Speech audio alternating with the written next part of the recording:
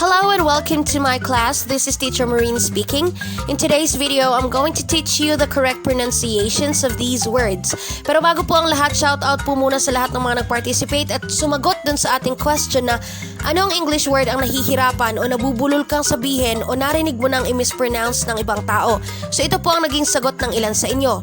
Tara, pag-aralan natin ang mga ito.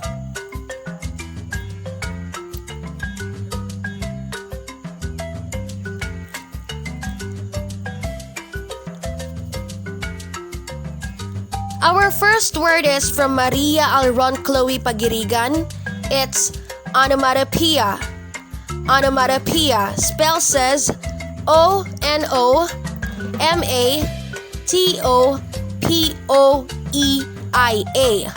Onomatopoeia. Onomatopoeia.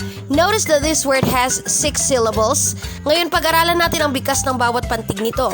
Ang una, bagamat ito ay O, ang bigkas dito ay A. A. Sa second syllable ito ay na, ana, ana. Pangatlong pantig ay ma, ma.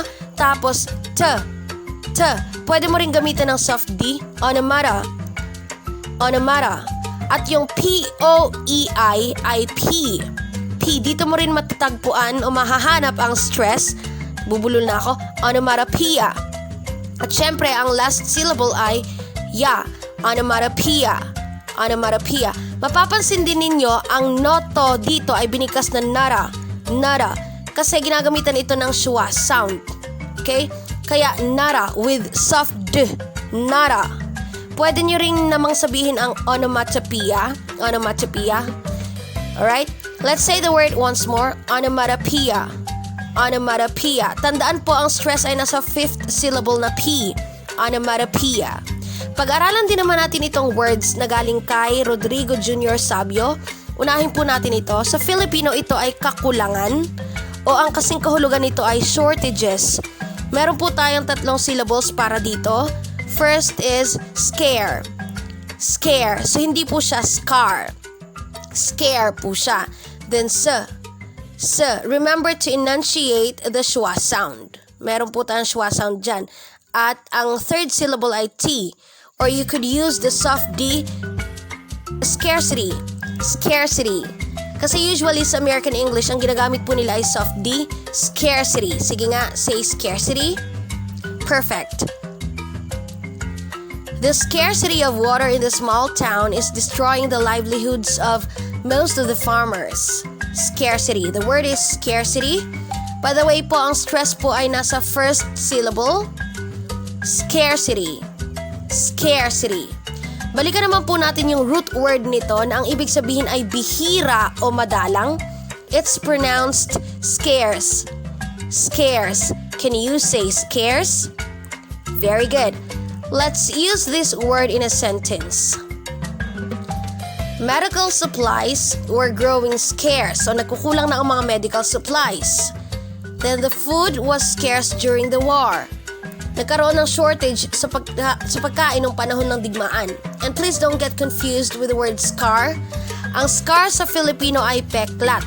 So scar po talaga yan. So we have scar, scarce, and scarcity. Alright? Ang ating sumunod na word ay galing pa rin po kay Rodrigo Jr. Sabio. Ang word na ito ay nahahati sa 3 syllables. Yan. Sa American English, ito raw po ay deficit. Deficit. Paano raw? Deficit. Yan. Ang stress kasi ay nasa first syllable. Deficit. Deficit. Meron na naman po tayong schwa sound dyan sa second and third syllables, ha? Yan. Meron din naman po tayong British English, pronunciation sa British English para sa word na ito. Ito naman ay deficit. Deficit. Na ang stress naman ay nasa second syllable. Pero generally daw po ang ginagamit in both UK and in the US ay deficit. Deficit. Na ang stress ay nasa first syllable. Deficit. Deficit. Because the company is experiencing a financial deficit, it will not distribute holiday bonuses this year. The word is deficit. Deficit. At ang pangatlong word na galing po kay Rodrigo Jr. Sabio ay nasama ko na ito sa dati kong video pero pag-aralan ulit natin. Although we say flame, we do not say flammable, but flammable. This word is divided into 3 syllables. Una ay fla, then ma, then bol. Flammable. The stress is on the first syllable, fla. Flammable, not flammable. Our next word is from Sofia Acuña Bernaldez. Trivia lang, alam mo ba na ang Sophia sa Greek ay nangangahulugang wisdom? Yes, wisdom. At ang word niya ay ito. Hindi ako nagtataka kung bakit isa ito sa mga words na napili niya dahil maging ako ay nakakarinig ng mga taong nagsasabing sacred. Pero paano ba talaga bigasin ito? So this word has 2 syllables. The first syllable is say, and the second is cred. So you say sacred. Right? Sagrado in Filipino. Sagrado. Sacred. So let's say sacred. Right? Sunod naman nating pag-aaralan ay ang mga words na galing kay J. Socorro. Itong words na ito ay nahahati sa 2 syllables. Una ay V. Ang stress din ay naandito sa first syllable na V. At ang pangalawa ay len. Ang second syllable, bagamat ito ay nakasulat na parang lane, sa word na ito, hindi mo siya babasahing lane, kundi len. Villain. Yan. In a film, novel, or play, a villain is the bad guy who does evil actions or crimes or other nasty things. Yung mga kontrabida o bidang kontrabida, ganon. Ito yung ilan sa mga images ng mga villains. Yan. Diba? Villain. Now here's villainess. From the word villain plus ESS, villainess. Ang villainess naman ay ang mga babaeng kontrabida o bida kontrabida. Villainess. Yun. Next word is yan. Ang next word po natin ay galing kay Ivy Rose Paharon Papa. So meron tayong sports na wrestling na kung saan ang mga participants o yung mga lumalaban dito ay nagre-wrestle. So our word is wrestle. Wrestle is divided into 2 syllables. Ang unang syllable ay re silent W, and second is so silent T, wrestle, meaning to take part in a fight that involves grappling with one's opponent and trying to throw or force them to the ground. Marami na po tayong wrestlers dito sa Pilipinas ha. Wrestle. Ito naman po ay galing kay Rainabel M. Cabalbag. Nasali ko na ito sa dati kong videos pero wala namang masama kung i-review ulit natin.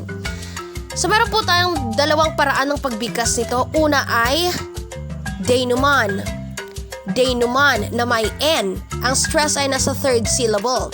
Denouement. O kaya naman ay pwede rin yung denouement na walang N sa dulo. Again, pwede mong gamitin sa English class ninyo ang denouement na may N at denouement na wala pong N. Yan. Denouement or denouement. Ito po ang next word natin na galing kay Emiliana Matias Elegado. Maaaring nakakalito nga ito dahil may mga ilan nga naman na nagsasabing archangel. Pero tingnan natin itong word na to.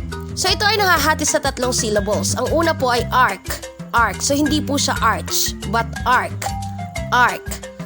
Ang pangalawa at pangatlong pantig ay napakadali na lamang. So angel. So ang stress po ay nasa first syllable. Makinig. Archangel. Ganun daw po. Para kang bumababa sa hagdan. Archangel. Alright? Ang next word po natin ay galing kay WBN Libero. Itong word na ito ay nangangahulugang not very good or just acceptable but not good enough. Ito ayaw nating maging ganito, di ba? Itong word na ito ay nahahati sa 4 na syllables. Una ay me. Yan, me. Then D, meaty. Then yo. Then mediocre. Mediocre. Ang stress po ay nasa third syllable na yo. Yo. Mediocre. Ganon. So, what's the opposite of mediocre? Ano nga ba? Alam niyo ba? Ang antonyms daw nito ay excellent, exceptional, superior, extraordinary, and others. Right? Next word po naman ay sinend ni Honey Holy. Itong word na ito ay mayroong 3 syllables, 3 pantig. Sa una ay ka. Ka. Ang ingay ng aso. Pangalawa ay sta. Sta. Then, mer. Mer. So you say customer. Customer. Ang stress po ay nasa first syllable. Listen. Customer. Customer. Yan. Galing po naman ito kay Ken Manozon. Ito naman po ay mayroong 5 syllables. Ayan po. So, ang tamang bigkas po nito ay archaeologist. Archaeologist. An archaeologist is a person who studies human history and prehistory through the excavation of sites and the analysis of artifacts and other physical remains. Arkeologo in Filipino, sila yung mga taong dalubhasa sa mga bagay na hinuhukay na isang artifacts na nagmula sa sinaunang kapanahunan at inaalam ang kultura at mga sinaunang pamumuhay noon. Pansinin niyo po kung paano ko bigkasin ang second at third syllable. Archaeologist. Yan. Ang stress po ay nandito sa third syllable. Archaeologist.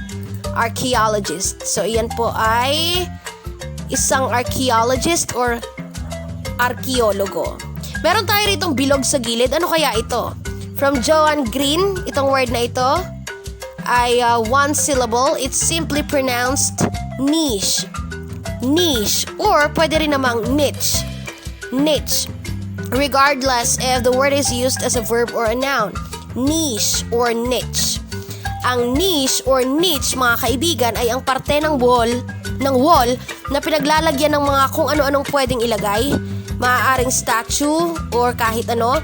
Maaaring nasa wall sa comfort room, sa hotel room, so kahit saang parte ng bahay ninyo. Check nyo po, baka may mga niche or niche din kayo. So ito po ay halimbawa ng mga niches or niches. Yan po. O, diba? Parang yung uka lang sa walls nyo. So that's niche or niche. Ang last word po natin ay galing kay Ellie Ginto. Kapag na-awardan ka ng Miss or Mr. Congeniality sa isang pageant, ibig sabihin you have a gift for getting along with others. Friendly ka, okay? So meron po tayong 6 na syllables para dito. Ang unang syllable po ay con, then G, then ni, then ya, then li, then T. Or pwede mong gamitin yung soft D. Congeniality. Congeniality. Minsan 6 na syllables, minsan din naman 5. Okay, so meron din tayong 5 syllables para sa word na ito. Dito naman, itong 3 to, genia, nagiging 2 na lang, genia. Genia, so you say congeniality. Congeniality. Yan. So meron na po tayong soft D dun sa last syllable, congeniality. Alright? So yan po ang ating mga words for today. I-review po ulit natin. Una, onomatopoeia. Onomatopoeia. Sige nga, kayo lang. Very good. Next is scarcity. Scarcity. Deficit. And flammable. Flammable. Sacred. Sacred. Villain. Villain. And villainess. Villainess. So we have wrestle. Denouement. Denouement. Or denouement. Denouement.